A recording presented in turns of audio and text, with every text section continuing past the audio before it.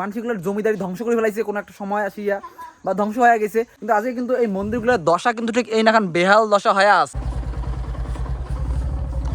বর্তমানে কিন্তু আমরা মোটামুটি চলে যাচ্ছি, যে তোমার দেখতে পাওয়া লাগছেন মদন মোহন মন্দির। তো আমরা সেই মন্দিরের কাছাকাছি চলে যাচ্ছি। আমরা অনেক ভিডিও করি, আমরা আসলে অনেক দূর মানে ঘুরে ঘুরি করে আসলো। এটা হচ্ছে সেই মন্দির। বামন দিয়ে 3 বেলা সকালে দিনে পুজো করে গেছে, যখন তাই ভাঙছে তখন তাই না করে। আগত দিনাং পুজো করছে, হ্যাঁ আগত দিনে পুজো করছে, ঢাংসা বাজাইছে বলো আজ বাবু বলি খুব আসলো আর পুজো ঘর আর কি উঠি আসলো। দণ্ডবোধ কি ভাই, কেমন আছেন? আশা করুন সবাই ভালো আছেন। বর্তমান মুই যে জায়গাটা যাচ্ছং এটা হচ্ছে যে আমার সেই পুরানা মন্দির। এই মন্দিরটা অ্যাকচুয়ালি যায় মানে এটা প্রতিষ্ঠা করছে বা সেই সময়কার আমার যে দেশি মানুষগুলো ছিল, আমরা বিভিন্ন জায়গাত মুই যখন যাং বিভিন্ন জায়গাত সেই মন্দিরগুলো মুই দেখুন, ঠিক আছে পুরানা জমিদার মানুষগুলো আসছিল, উমরা কিন্তু এই নাগান বড় বড় মন্দিরগুলো সেই সময় স্থাপন করছে। মানুষগুলোর জমিদারি ধ্বংস করে ফেলাইছে কোনো একটা সময় আসিয়া বা ধ্বংস হয়ে গেছে। তারপরে কিন্তু এই মন্দিরগুলোর কিন্তু বেহাল দশা হয়ে গেছে। অনেকের বংশধর বিভিন্ন জায়গা চাকরি বাকরি সূত্রে কাউ হয়েছে, কাউ ছড়ি ছিটিয়ে আছে, কিন্তু আজকে কিন্তু এই মন্দিরগুলোর দশা কিন্তু ঠিক এই নাখান বেহাল দশা হয়ে আছে। তোমরা দেখি পাবা লাগছেন মন্দিরটা অনেকটা মানে ওই মানে ভাঙি পড়ার নাগান, অনেক জায়গা ফাটফুট গেছে, অনেক জায়গা ভাঙিও গেছে মন্দিরটা। এর আগত মুই তোমাকে যে মুই মন্দিরটা দেখাইছো গোবরাচ্ছারা শিব মন্দির, সেটা কোনো একজন জমিদার ছিল।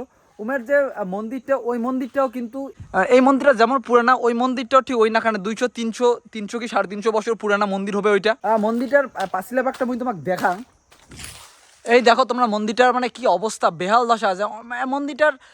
মানে কাঠামটা মন্দিরটার গঠন দেখিয়ে মনে হয় যে অনেক পুরানা মন্দির। এটা নিয়ে হয়তো ইতিহাসবিদগুলোর হয়তো মানে মত পার্থক্য থাকির ভাই, কিন্তু অ্যাকচুয়ালি এই মন্দিরটা যে অনেক পুরানা মন্দির এটা তার প্রমাণ।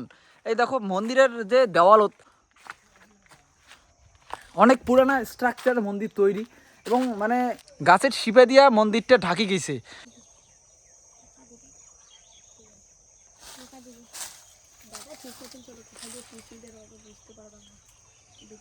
বর্তমানে আমি মন্দিরের ভিতরে আসো, মন্দিরের উপরে যাচ্ছ এবং সেই জায়গাটা আমি তোমাকে দেখে দিচ্ছ, কিন্তু এখানে অনেক কিছুই দেখা যাওয়া লাগছে যে মন্দিরের যে এটা হচ্ছে উপরটা একদম উপরটা। তারপরে মন্দির দেখছেন ভিতরেটা অনেকটা ফাটি গিয়েছে, কিন্তু উপরের যে গাছগুলা মানে গাছের শিপেগুলা মানে আঁকড়ে ধরিয়ে আছে। আমি বাইরের সাইডটা আমি তোমাকে দেখান, মানে এই সাইডটা তোমার দেখি পাওয়া লাগছে যে মন্দিরের এই সাইডটা থেকে তোমার দেখি লাগছেন এই সাইডগুলো, কিন্তু এই সাইডগুলো মনে হয় অন্য নাকান ছিল, মানে ছাদ টাইপ ছিল, কিন্তু এগুলা ভাঙি ভেঙে গেছে।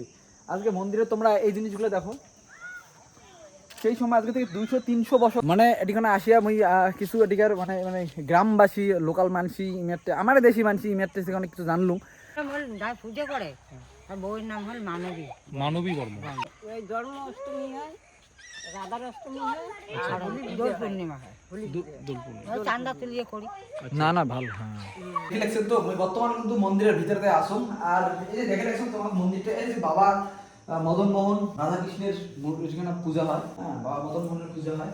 এটা মন্দিরটার চারপাশটা তোমার দেখো খালি অবস্থা। এটা যে চূড়াটা মন্দিরটা বিভিন্ন জায়গাটা কিন্তু ফাটি গিয়েছে, যে গাছটা আছে গাছটা ধরে রাখছে। আজকে যদি ঠিকমতো পরিচর্যা হয় তাহলে কিন্তু মন্দিরটা কিন্তু একইভাবে বহাল থাকে বা একইভাবে থাকে। এই জিনিসগুলো যদি ঠিকমতো করে সংরক্ষণ করা না যায় তাহলে কিন্তু আমার ভবিষ্যৎ, আমার ইতিহাস ঐতিহ্য যে জিনিসগুলো আছে এগুলো একটা সময় হারিয়ে যাবে। এগুলা নবপ্রজন্ম কিন্তু দেখি ব্যাপার গাছটা আঁকড়ে ধরিয়ে আছে, মনে হয় বট গাছ, ঠিকই রাইট, বট গাছটা দিয়া পারে। বট গাছটা তোমার দেখো কেমন করিয়া বট গাছটা কেমন করিয়া আঁকড়ে ধরিয়েছে। ইতিহাসবিদের ঘরে সঠিকভাবে গবেষণা করে এই জিনিসটা উদ্ধার করা দরকার। মানে এপাশ ওপাশ দেখালো আমার ভিতরে খান তোমাকে মুই দেখাবার চেষ্টা করি, এবং ভিতরে খান তোমাকে মুই দেখান। ভিতরে বাক্কান মুই তোমাকে ঢুকি লাগছো দেখে লাগছো, ভিতরে বাক্কানও খুব ভালো, কিন্তু ডিজাইনটা সচিব যে কথাটা প্রথমে কল পুরানা স্টাইলের। এই যে তোমরা দেখি লাগছেন মানে বর্তমান আন্দার আন্দার জন্য ভালো করে দিব লাইট দিয়া।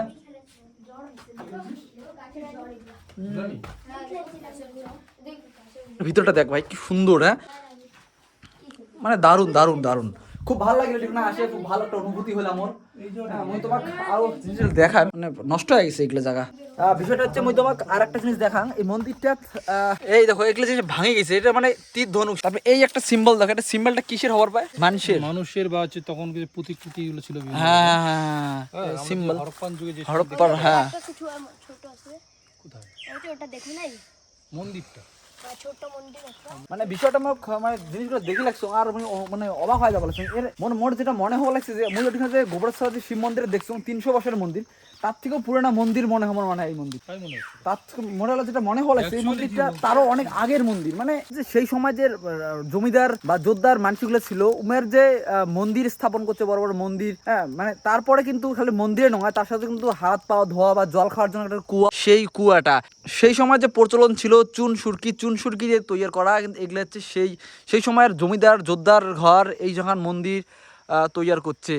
আজকে মন্দিরটাতে দশা যেমন দেখা যাওয়া লাগছে, মন্দিরটা আজকে যে মন্দিরটার অবস্থা, সরকারের উচিত এই সমস্ত মন্দিরগুলা সিলেকশন করিয়া এই মন্দিরগুলা পুরা সরকারিভাবে মতো সংরক্ষণ করে রাখা দরকার, নাহলে এগুলো আস্তে আস্তে আমার যে ইতিহাস ঐতিহ্য যে জিনিস এগুলো একটা সময় হারিয়ে যাবে।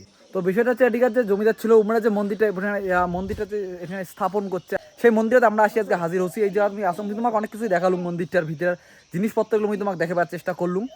আর সব থেকে বড় বিষয়টা হচ্ছে আজকে আমরা অনেক দূর থেকে আসছি, প্রায় বলরামপুর থেকে শীতলকুচির এই মাথা আসা, এটা মানে কি আমরা তার মধ্যেও জায়গাটা খুঁজে পাই না, খুঁজতে খুঁজতে হয়রান। তবে আসি আমার খুব ভালো লাগছে আজকে এই জায়গাটা আসি, অনেক কিছু দেখলুম বা দেখাবার তোমাকে চেষ্টা করলুম।